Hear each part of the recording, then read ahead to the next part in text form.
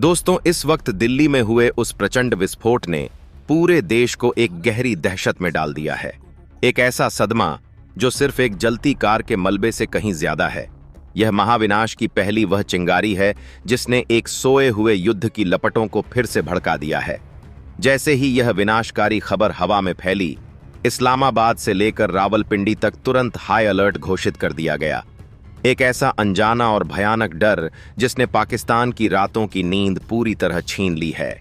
उन्हें इस बात का गहरा एहसास है कि यह लाल किले के सामने हुआ धमाका भारत को वह जरूरी बहाना दे चुका है जिसका वो एक लंबे समय से बेसब्री से इंतजार कर रहा था।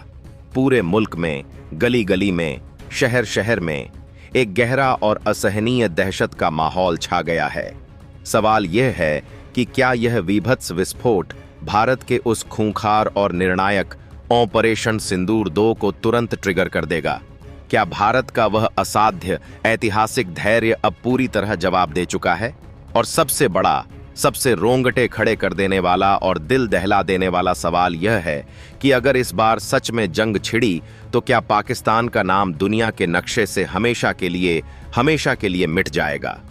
यह डर बिल्कुल भी बेवजह नहीं है, क्योंकि पिछले 5 महीनों के दौरान भारत ने शांति की तैयारी कतई नहीं की है, बल्कि एक निर्णायक आर पार की जंग का ऐसा नॉनस्टॉप और व्यापक रिहर्सल किया है कि दुनिया की तमाम महाशक्तियां भी हक्का बक्का रह गई हैं। 2025 का यह नया और शक्तिशाली भारत अब सिर्फ प्रतिक्रिया देने में विश्वास बिल्कुल नहीं रखता। यह अपनी खुद की शर्तों पर खेल शुरू करने और उसे खत्म करने का पूरा दम रखता है। हम आपको बताएंगे इस धमाकेदार और दिल दहला देने वाली खबर की पूरी सनसनीखेज कहानी।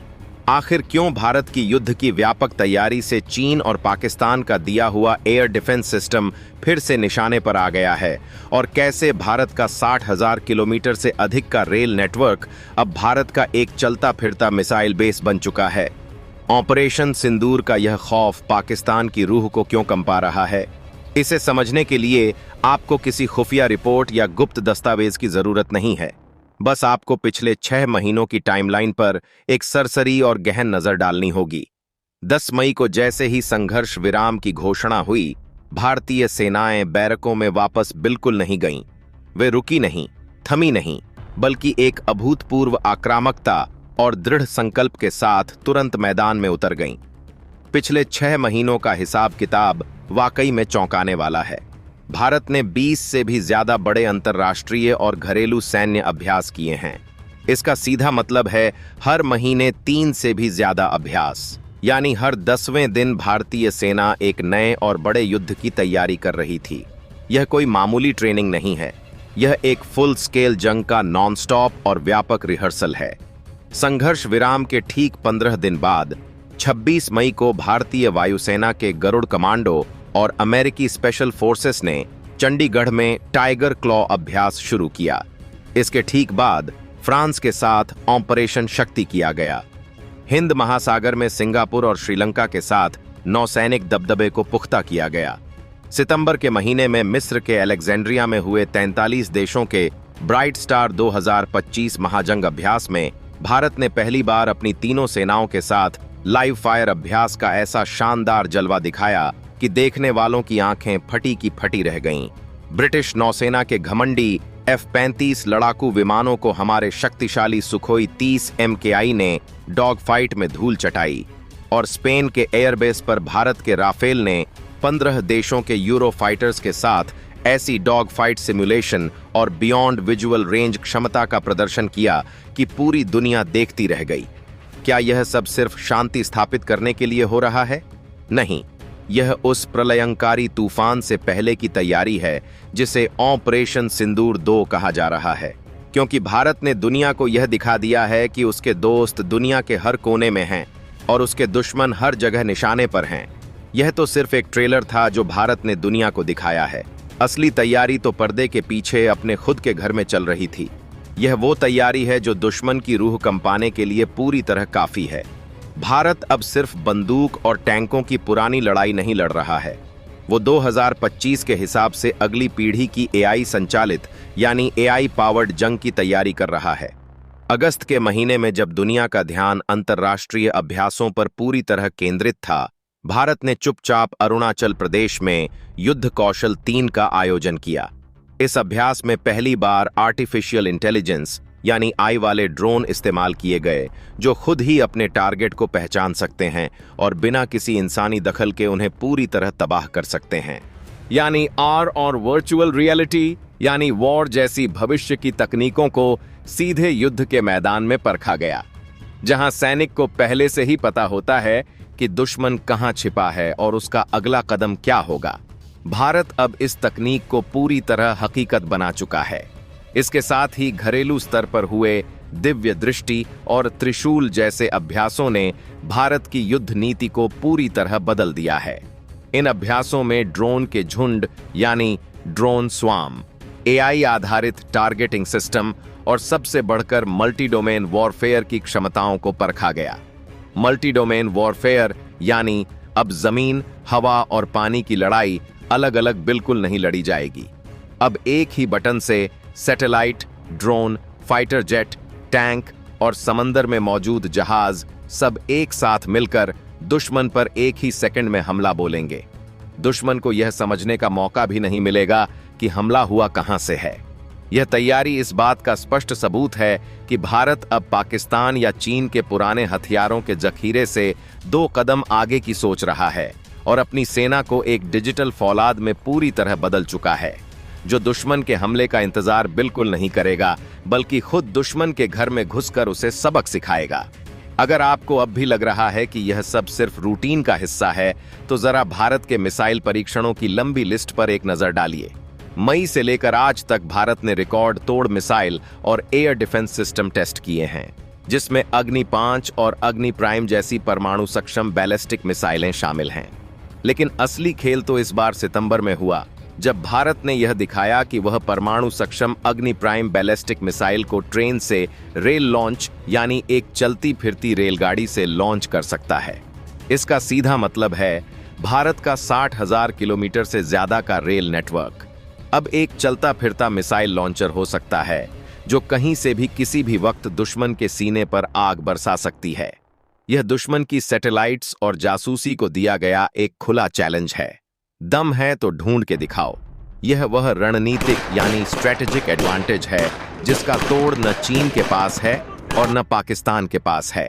सिर्फ मिसाइलें ही नहीं, डीआरडीओ ने high power directed energy weapons यानी ड्यू यानी लेजर आधारित हथियारों का भी सफल परीक्षण किया है, जो दुश्मन के ड्रोन के झुंड यानी ड्रोन स्वार्म को पलक झपकते ही आसमान में जलाकर राख कर सकते हैं। ये सब संकेत साफ हैं कि भारत एक फुल स्केल आर पार की जंग की तैयारी कर रहा है। इसीलिए भारत की हमलावर फौज यानी स्ट्राइक कोर खुद अंबाला में महामंथन कर रही है, जहां केमिकल्स, ड्रोन और हर उस मानव रहित हवाई वाहन की तैयारी का जायजा लिया गया जो दुश्मन के इलाके में घुसकर तबाही मचाने के लिए बने हैं। अक्टूबर में मध्य प्रदेश में तीनों सेनाओं का संयुक्त अभ्यास और फिर बंगाल की खाड़ी में एक और लंबी दूरी की बैलिस्टिक मिसाइल का परीक्षण। यह सब युद्ध की असली तैयारी है। जब फौजें मैदान में पसीना बहा रही थीं, तब दिल्ली में बैठे नेता और सैन्य नेतृत्व भी चुप बिल्कुल नहीं थे। इस बार जो बदला है वह है भारत का लहजा, एक ऐसा आक्रामक, कठोर और बेहद तीखा लहजा जो भारत में पहले दुर्लभ माना जाता था। 2 अक्टूबर को भारत के रक्षा मंत्री राजनाथ सिंह ने सरक्रीक को लेकर पाकिस्तान को ऐसी कठोर चेतावनी दी जो इतिहास में हमेशा के लिए दर्ज हो गई। उन्होंने साफ कहा कि पाकिस्तान का कोई भी दुस्साहस भारत की कड़ी प्रतिक्रिया को न्योता देगा, जो इतिहास और भूगोल दोनों बदल सकता है। और वो यहीं नहीं रुके। उन्होंने पाकिस्तान को याद दिलाया, पाकिस्तान को यह याद रखना चाहिए कि कराची जाने का एक रास्ता सरक्रीक से होकर भी गुजरता है। यह एक सीधी और स्पष्ट धमकी थी। यह ऐलान था कि अगर 1965 में भारतीय सेना लाहौर पहुंच सकती थी, तो 2025 में वह कराची पहुंचने का भी पूरा दम रखती है। अगले ही दिन 3 अक्टूबर को भारतीय सेना प्रमुख जनरल उपेंद्र द्विवेदी ने इस आग को और हवा दे दी। उन्होंने साफ शब्दों में कहा कि अगर पाकिस्तान विश्व के नक्शे पर बना रहना चाहता है, तो उसे राज्य प्रायोजित गड़बड़ियों को तुरंत रोकना होगा, वरना उसका ऐतिहासिक और भौगोलिक अस्तित्व हमेशा के लिए खतरे में पड़ जाएगा। जनरल ने यह भी साफ कर दिया कि भारत इस बार ऑपरेशन सिंदूर 1 की तरह कोई संयम बिल्कुल नहीं दिखाएगा और अगर दोबारा उकसाया गया तो एक कदम और आगे बढ़ेगा। यह बयान हवा में नहीं दिए गए। यह उस असाधारण और निर्णायक तैयारी का घमंड है जो पिछले 6 महीनों से पूरी ताकत से चल रही थी। उधर सरहद पार भी खलबली मची हुई है। पाकिस्तान ने भी शाहीन 3 और फतेह 4 मिसाइलों का परीक्षण किया है और वो एक नई हाइपरसोनिक मिसाइल का दम भर रहा है। सबसे चिंताजनक बात यह है कि जैश-ए-मोहम्मद ने तो भारत में अस्थिरता फैलाने के लिए महिला आत्मघाती विंग तक बना ली है। पूरी दुनिया सांस रोककर इस मंजर को देख रही है। क्या यह दिल्ली धमाका ऑपरेशन सिंदूर 2 का वह अंतिम और भयानक संकेत है जिसके बाद पाकिस्तान का अस्तित्व विश्व के नक्शे पर सिर्फ इतिहास बनकर रह जाएगा? यह सवाल आज सिर्फ दिल्ली या इस्लामाबाद की गलियों में नहीं गूंज रहा है, बल्कि यह वॉशिंगटन से लेकर मॉस्को और बीजिंग तक की कूटनीतिक चर्चाओं के केंद्र में आ गया है। क्योंकि इस बार भारत की तैयारी का पैमाना इतना व्यापक और इतना निर्णायक है कि इसे सिर्फ एक क्षेत्रीय संघर्ष कहकर टालना अब संभव नहीं है।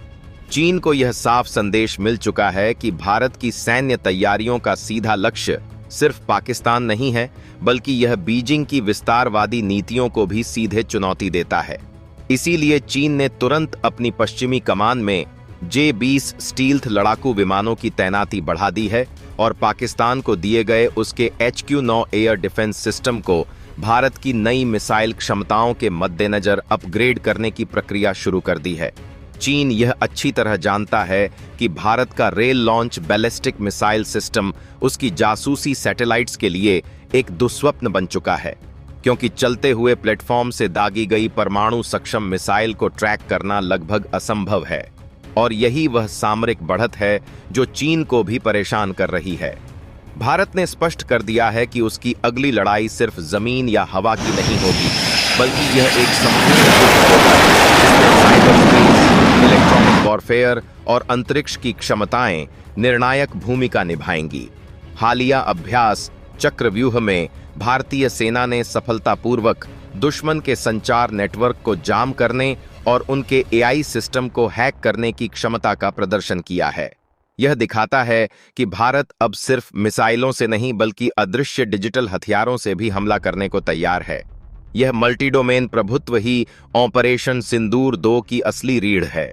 एक ऐसी रणनीति जो दुश्मन को सोचने और प्रतिक्रिया देने का समय ही नहीं देगी। यही कारण है कि भारतीय नौसेना ने भी हिंद महासागर में अपनी पनडुब्बियों की तैनाती और निगरानी को अभूतपूर्व स्तर तक बढ़ा दिया है, जिससे कराची के बंदरगाहों पर एक गहरा मनोवैज्ञानिक दबाव बन रहा है, क्योंकि नौसेना का यह दबदबा पाकिस्तान की समुद्री व्यापारिक नाकेबंदी को कभी भी अंजाम दे सकता है। और यह जानते हुए कि भारतीय सेना की स्ट्राइक कोर अब युद्ध के मैदान में केमिकल और बायोलॉजिकल हमलों से बचाव के लिए भी पूरी तरह तैयार है, पाकिस्तान के पास पारंपरिक युद्ध में जीतने की कोई गुंजाइश नहीं बचती। यह सब मिलकर एक ऐसा दबाव बना रहा है जो पाकिस्तान को अपनी पुरानी और खतरनाक हरकतों से बाज आने पर मजबूर कर दे, वरना इस बार का परिणाम सिर्फ हार नहीं होगा बल्कि उसका भौगोलिक अस्तित्व हमेशा के लिए खतरे में पड़ जाएगा। और दिल्ली में हुए उस एक धमाके ने अब पूरी दुनिया को उस निर्णायक मोड़ पर लाकर खड़ा कर दिया है जहां से शांति या महाविनाश, दोनों में से किसी एक की राह चुननी होगी। उधर सीमा पार इस भयानक स्थिति का सीधा असर पाकिस्तान की खुफिया एजेंसी ISI पर पड़ रहा है। रावलपिंडी के मुख्यालयों में इस समय एक गहरा और अशांत मंथन चल रहा है, क्योंकि उन्हें यह साफ दिखाई दे रहा है कि भारत इस बार सिर्फ सीमा पार के आतंकवादियों को निशाना नहीं बनाएगा, बल्कि सीधे उनके command and control centres, deep state infrastructure और उनके सामरिक ठिकानों को तबाह करने की तैयारी कर रहा है। ISI की आंतरिक खुफिया रिपोर्टों में भी ऑपरेशन सिंदूर 2 के विस्तृत खाके का जिक्र है, जिसमें न केवल सर्जिकल स्ट्राइक बल्कि पूर्व निर्धारित और व्यापक एरियल बॉम्बिंग के जरिए पाकिस्तान के परमाणु जखीरे की सुरक्षा और तैनाती पर भी सीधा दबाव बनाने की रणनीति शामिल है। यह जानते हुए कि भारत अब नो फर्स्ट यूज की नीति पर पुनर्विचार कर चुका है और रक्षा मंत्री का कराची तक पहुंचने का स्पष्ट इशारा मिला है, पाकिस्तान की सेना में भी बेचैनी चरम पर है। खासकर उनके कोर कमांडरों के बीच, जिन्हें पता है कि भारतीय वायुसेना के राफेल और सुखोई 30 MKI लड़ाकू विमानों की नई क्षमताओं के सामने उनका पुराना एयर डिफेंस शील्ड अब पूरी तरह अप्रभावी हो चुका है। भारत की लगातार हो रही सटीक मिसाइल टेस्टिंग और लेजर वेपन्स के सफल परीक्षण ने उनके सैन्य मनोबल को बुरी तरह तोड़ दिया है, और इस आशंका ने पाकिस्तान को और भी अधिक डरा दिया है कि अगर भारत ने अपने सिंदूर 2 ऑपरेशन में सिर्फ पारंपरिक साधनों का ही इस्तेमाल किया तो भी पाकिस्तान की हार सुनिश्चित है, और परमाणु हथियारों के इस्तेमाल की बात तो एक दूर की कौड़ी है, जिसकी प्रतिक्रिया पूरी दुनिया को भारी पड़ेगी।